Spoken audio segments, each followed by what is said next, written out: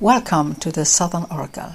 I am Shade, and I would like to invite you to listen to another of my what if experiences. Normally those what if experiences start with one point, and it's like information are being put in front of me like breadcrumbs, and at the end I end up with a lot of breadcrumbs, and I am wondering, what if there is something behind all this? So, as always, it's certainly enough a point of view, it's an experience, and you can share this point of view or not, but, well, bear up with me. The subject all this started with was actually Reiki. And the first thing in all this is I know of a lot of people who made amazing experiences, and I think that it is something of the best things that ever happened, and so on and so on. And don't get me wrong, if someone had a nice experience with it, I'm totally fine with it.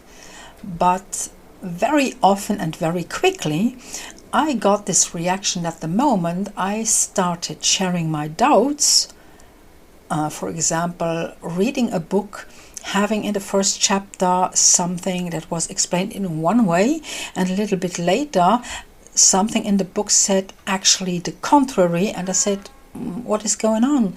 Is the author maybe not well informed? How is it correct? I got quite some aggressive reactions to it, and mostly it's always this typical, you don't know this, you have no idea, you better inform yourself. Just for your information, I was trying to inform myself. You are not spiritually well evolved and developed, and so on and so on. So whatever the moment was that I came up with a doubt, with a question, it was sent back to me as a reproach, as a judgment towards myself. In the beginning I questioned myself, but after some time you get the idea that maybe it's not me to question me, but to keep that question mark for the other ones. So this went on. I, in my life, had very bad experiences concerning Reiki. That's the first thing. And even that is something where I say, okay, that's my experience, so I keep it out of the global thing. Yet it didn't answer my questions, my doubts behind all this.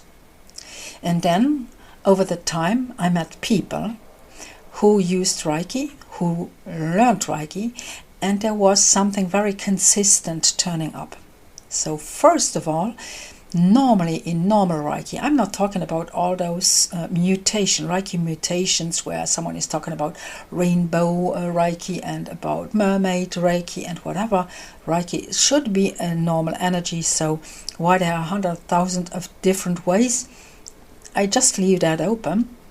But in the normal fact of Reiki, you have three levels, so you have three initiations. And what was very interesting in all this is something that I experienced. A lot of those who stopped at the second level, it wasn't about those who say, well, I couldn't afford the third level, which has quite an amount, which is asking an amount of money. Not everyone has that one, so the price was quite high, at least at the moment when I was in contact with people like that. But over the time, more and more people told me that they stopped at the second level because they sensed that something was going utterly wrong. They could not put their finger on it. They had no clue what it was, but they were just listening to their intuition, to their instinct, and their gut feeling was telling them, stop it right now.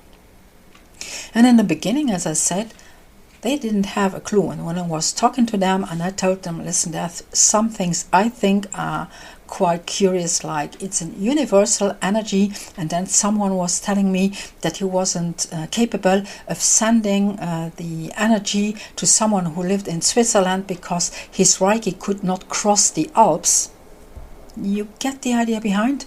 Or that it was too far away or whatever, or that people said, listen, you can only give Reiki if you have if someone told you and gave you the okay, and not just like that, and people were going against this, or Reiki doesn't hurt in any case, but you shouldn't give Reiki to someone who is in an operation under anesthesia. So you have all those things. And when I told them, have you heard that, have you learned that, or you taught all those things the moment you started with Reiki, when you made the first and the second initiation, the reaction sometimes was yes, and sometimes was like, what the hell, where do you come up with this?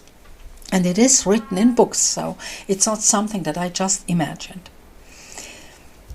And this point of people sensing that something was utterly wrong in this just kept stuck with me, because actually it was concerning the question and the doubts I had, I never got an answer to, was a thing that, well, was still at my side, and that is the reason why I respectfully drew away from the subject. So it's not that I said to people, don't ever do this, but like, oh, you have good experience, that's nice.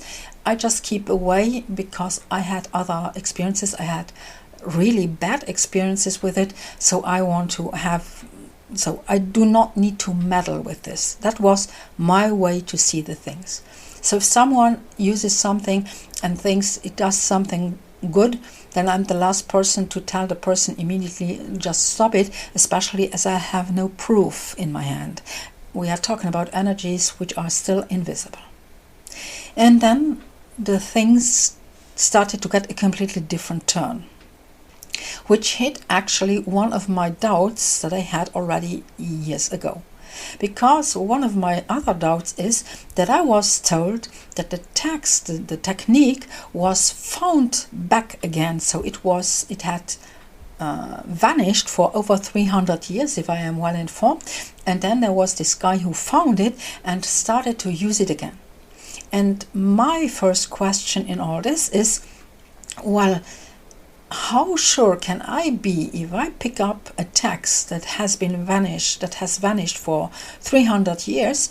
How sure can I be that I am sure to understand the way it was written down? How sure can I be that I am doing the things correctly, as there is nobody who is teaching me or telling me there is something you do wrong, or this is something you have to do in another way, or you have to think about, I don't know. So there was no immediate transmission possible, because there was no person 300 years old who could teach whoever or rectify if there was a mistake or not. So all this in mind, I put it away. Not I pushed it away, but I had other things that interested me, and I ended up with teachings about Taoist techniques. And those teachings that I get are done by someone who is making transmissions. So they transmit immediately person to person and explaining things, trying to rectify if we do something wrong, and so on and so on. So the way I can be more or less sure that at least someone kept an eye on what I was doing. And he explained something to us from Far Eastern cultures that I think is very interesting.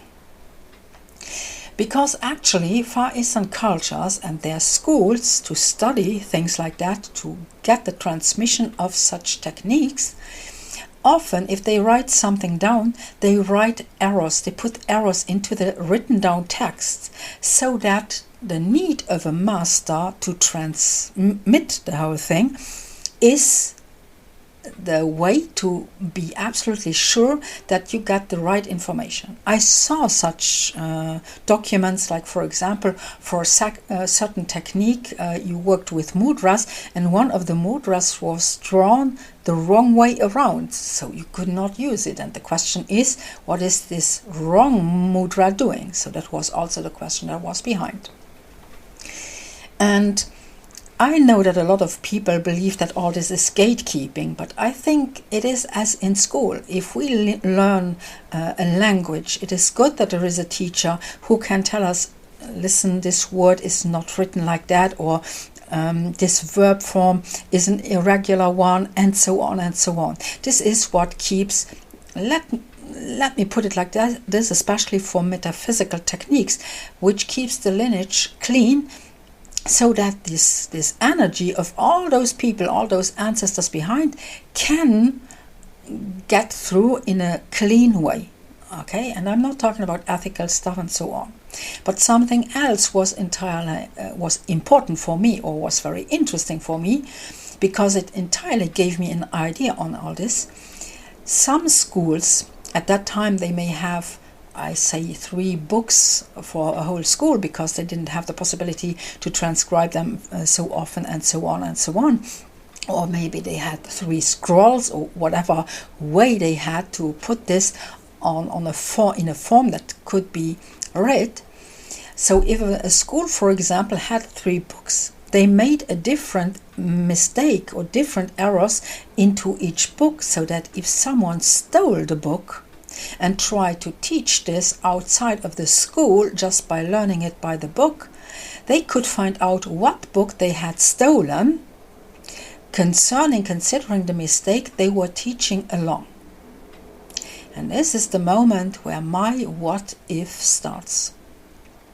With nobody to check at least the teaching of somebody who picks up or finds a text that is over 300 years old, and that had disappeared for over 300 years, with nobody to check, knowing that Far Eastern cultures put mistakes into those texts, so those texts could not be taken away or even stolen by someone who had no clue about it, without giving this mistake along. How high are the chances, and what if the text about Reiki that was found back, and that is the base of every Reiki teaching today, had such an error, 1 or 2 in it? And some of those errors and mistakes are not tiny little cute mistakes. They are something like a Trojan horse, so they are maybe dangerous. And if today I take a look at a lot of Reiki masters, so who take this master class, who get this master initiation, and then become completely nuts, because I have no other way for it.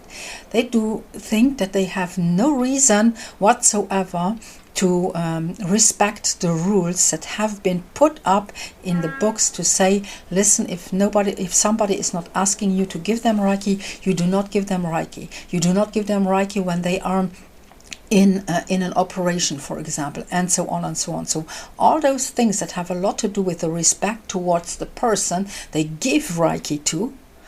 So why is it that exactly those end up with this third initiation? So what if that is why a lot of people stop with a second initiation? Because they sense exactly that Trojan horse that is in the text, because nobody could check the text, nobody could transmit the real knowledge and the real teaching of Reiki, and that just someone picked it up, read the text, believed that everything in that text is absolutely right and correct, and just brings the flaw and the mistake that has been willingly put in there to protect the technique. What if that happened to Reiki? And what if this could explain this switch of people, of those who stop at the second, not because of financial opportunities or not opportunities, but because of this sensation, this deep sensation that something is utterly wrong, versus those who go across, who first of all judge the one with the only second degree quite often like they couldn't even make it through, like it was the other one's fault, and who start not respecting the rules anymore and not respecting people. So I have seen it happening, that someone walks in, we're talking together, and someone says, I don't know, I don't feel well, or I have a headache, and someone at the moment they say it, and they haven't even been talking to those person, so they weren't asking anything, someone comes, touches them, their head, if they have a headache, I will give you Reiki, you will feel immediately the release, and you will immediately feel better. This is not simply a disrespect, because actually for me it is, how should I put it, a trespassing concerning energies. And for me it has nothing to do with respect or an ethical use of a technique. Why is this shift happening to people who end up with the third initiation? And why do you have people who stop before with this absolute gut feeling something is going absolutely in a direction I do not even want to touch? And I had that not even once. I don't know how often I had people who thought like that, who explained it like that, and who were feeling bad because they thought like, am I alone, and maybe just me who is afraid and I don't trust myself and so on. What if those were the ones who absolutely felt the correct thing, because in the original text there is a mistake written into it to protect the technique to be used again, because it disappeared for 300 years. Nobody ever questioned that. So maybe one or the other now has an explanation for what happened to him or her the moment when they say, I don't know, I don't feel this anymore. Maybe there's one or the other who gets an idea that sometimes, especially when we import things from another culture, we should be more careful with those things. For me, it's always the story with, what's the name of this poison, this puffer fish, where people eat it and they can get poisoned. For me, it's a bit like this puffer fish. You must be very careful. You must be absolutely sure of what you're doing. And I mean not simply, I'm sure of myself, but with this care, with this respect to what was written down and who wrote it down and why it disappeared, for example. So what if this explains what is really going on with what people consider to be Reiki? And I think this is not the only technique that reacts like this, or which has those things, because we just picked it from another culture without really being interested in that culture. We just imported it, we interpreted it also. So it's not simply that we say we are absolutely sure on the text. It's an interpretation, it's not a translation. And what if this is what can happen if people follow the line of something and there may be, well, some poison in something that is considered to be unharmful. As always, thank you for listening.